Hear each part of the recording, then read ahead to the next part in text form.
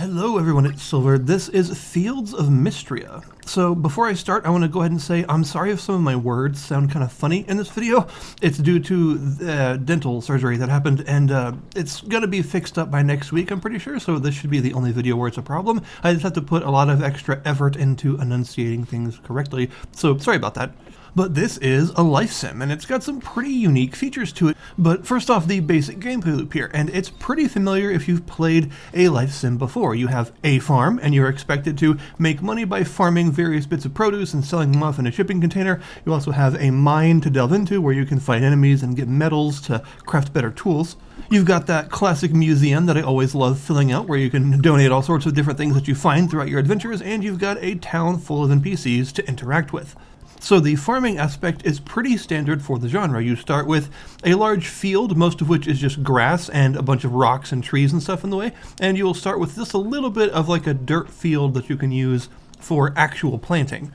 You'll need to use a hoe, of course, to till the ground and plant your seeds, water them every day, and wait for them to grow.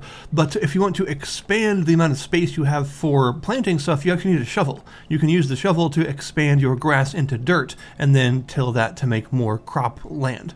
You've also got a lot of the other sort of side features that you would expect, like fishing. Fishing is quite fun in this. It's got a very simple sort of fishing minigame, but it's enjoyable because there's lots and lots of fish to catch. You've also, of course, got a bug net that you can go around and use to catch various bugs, and the different fish and bugs that you can catch depend on where you are and what season it is. This has the classic 4-season rotation. Each season being 28 days in this case, and you have a really convenient calendar in your house that tells you everyone's birthdays and all the events that you need to look out for. As far as the mines go, they're very expansive. I think in the final game they're eventually going to be like 100 levels deep. Right now, in the early access, you can go to, I believe, about 60. And the mine is split into various different biomes, each with their own enemies and resources to gather. You'll of course start out in a pretty basic mine with basic enemies and some copper to gather, but eventually you'll come across the seal. There are elemental seals, I believe 5 total, throughout the mines. And these seals, they look really cool, but also they have a list of 4 specific mine-related things that you need to bring them to break them.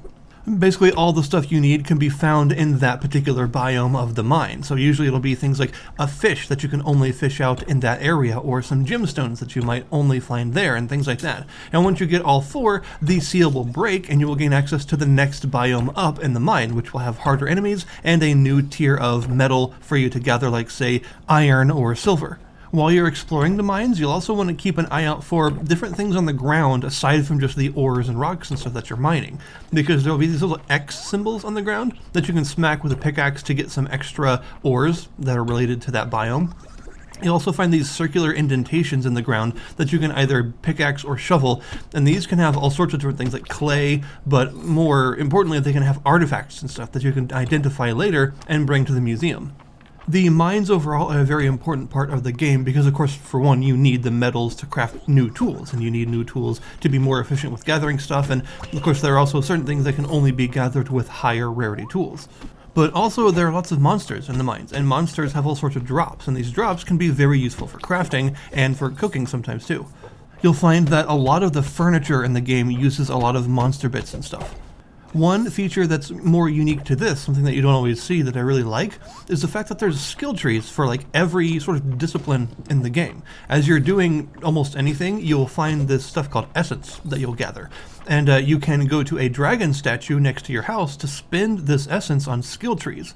And you'll find that everything that you can do has a skill associated with it that simply goes up by you doing that more. You know, you dig up a bunch of artifacts, then your archaeology skill goes up. You kill a bunch of slimes, and your combat skill goes up, and things like that. And there's, like I said, a skill for almost everything in the game, including stuff like farming and fishing and cooking and furniture crafting. And the dragon statue next to your house has the skill trees for all of your skills except for 2. And the other 2, which are mining and combat, are in a different dragon statue that's at the entrance to the mines. And you can choose a skill and spend all the essence you want to gain various different passive benefits. Usually, every threshold of a skill has about 4 different things for you to purchase, except for the final threshold, which is at level 45. That's as high as skills can go currently. Usually that has anywhere from 1 to 3 skills to purchase. So the more you do a certain thing, the higher your skill will go and the more of a skill tree you'll unlock. And these are really, really useful skills, by the way. You could say upgrade your smithing skill to make it to where different metal bars cost smaller amounts of ore, or make it to where metal bars take a lot less time out of the day to smelt.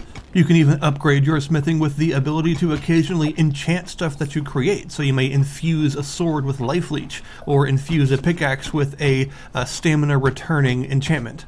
And the fact that all of the skills in the game have a pretty extensive tree like this with lots of stuff to purchase is really cool, and it makes you feel a really good sense of progression because that's a lot of different stuff to earn by gathering all this essence and spending it where you think it's appropriate for the time. So this means that there is a really good sense of character progression because of all of the passive effects that you can purchase. As far as cooking goes, it is kind of the standard for the genre, by which I mean it tends to make your raw farmed materials even more valuable, so it's a good idea to invest in. In this case, there are two different thresholds for how much stuff you can cook. First of all, there's your cooking skill level, and higher level recipes require a higher skill level to be able to do it all. But also there are different tiers of kitchen that you can have. And as you raise your cooking skill level, then you will unlock higher rarities of kitchen to buy from the carpenter shop that you can put in your house. There are also spells, by the way. You will, shortly into the game, get access to a spell, and it's a very useful spell. It's a full restore, which is a full health and stamina restore spell, and it costs one of those blue orbs of mana you have below your stamina gauge at the top left of the screen.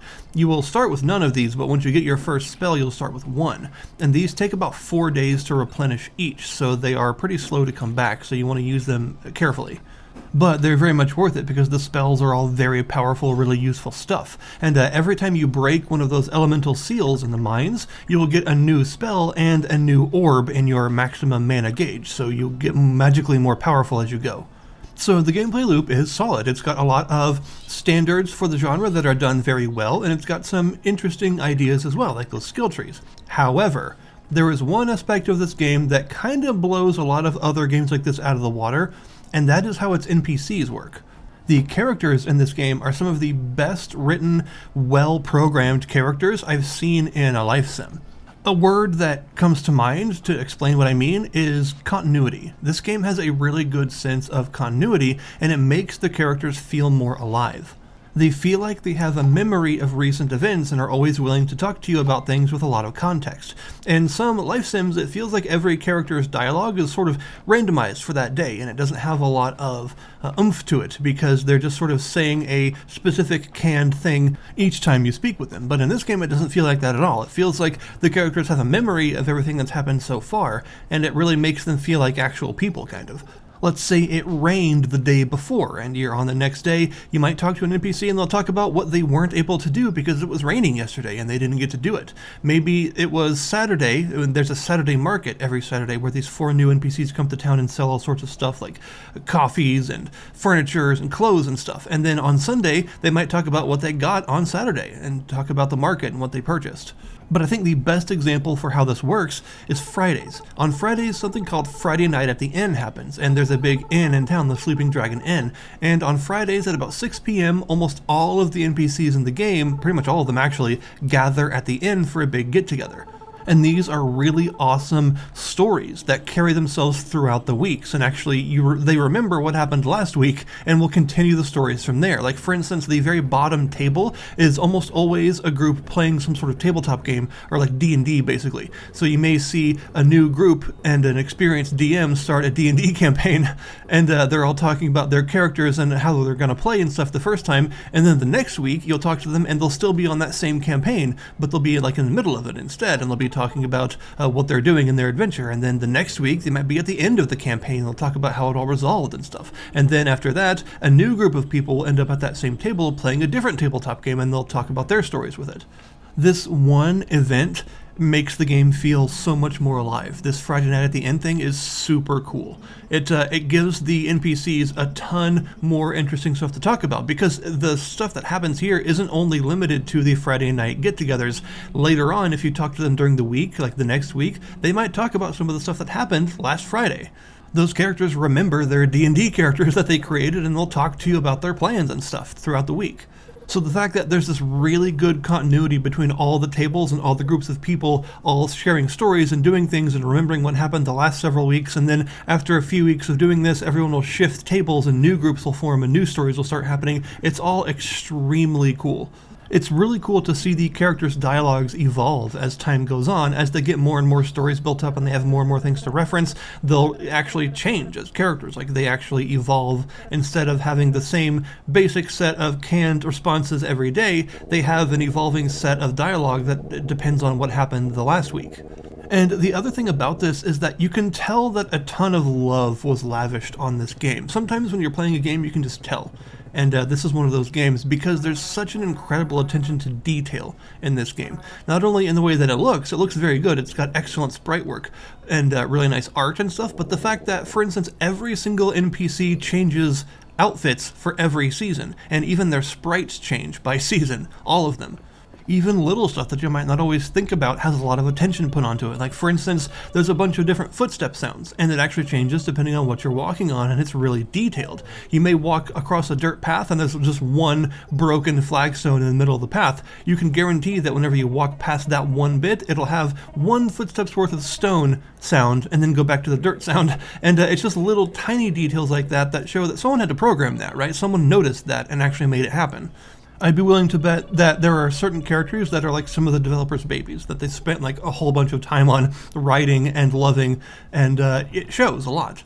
Speaking of characters, there is of course a romance system in the game. It's not fully finished yet in the current state of the early access, but you can have up to 6 hearts of sort of dialogue that you have and gift giving and stuff for each character right now. There are, I think, going to be 10 hearts total eventually.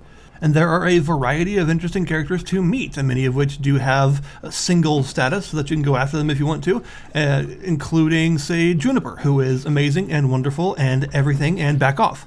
She's even got the Shantoto laugh, which helps. But really though, she's a wonderfully written character that is really fun to be around, and that's kind of the thing about the characters in this game. They have a really good amount of depth because of this sense of continuity that they have, and the fact that they do get through some character development and things for you being there.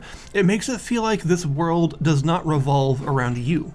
You are important to the town, but not everyone is waiting for you hand and foot. In fact, some people don't even trust you at all and will barely speak to you when you first get to the town.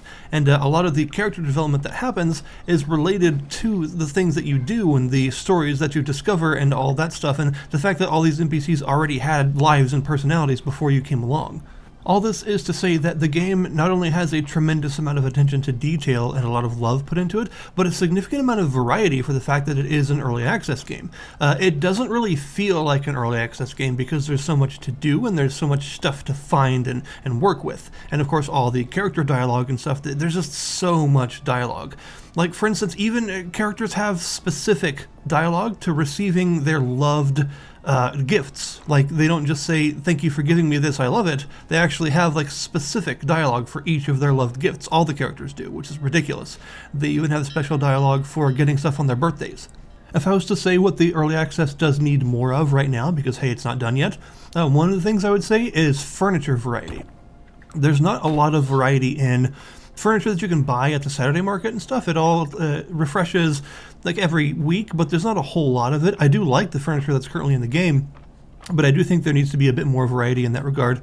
Just the like cosmetic merchants in general, I think, could have more stuff.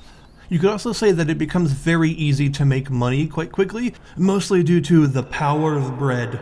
But of course, that's just something that's going to be solved as time goes on and the early access gets more content. The fact that there'll be more stuff to do and more stuff is more spread out, that's the sort of thing that kind of solves itself oftentimes when more variety and more challenges and stuff are put into the game. Overall, I've had a blast with Fields of Mistria. It is an extremely well-made life sim with a uniquely heartfelt focus on how the NPCs behave and how they work, and there's so much dialogue and everything that helps the world feel a lot more alive, and it's a really good thing. The game is also only $14 at full price, and that is an absolute steal. The game is very well worth that already, even though it's not finished yet, because there's more than enough content to justify a price like that, and it's got so much love put into it that you can just tell just by playing.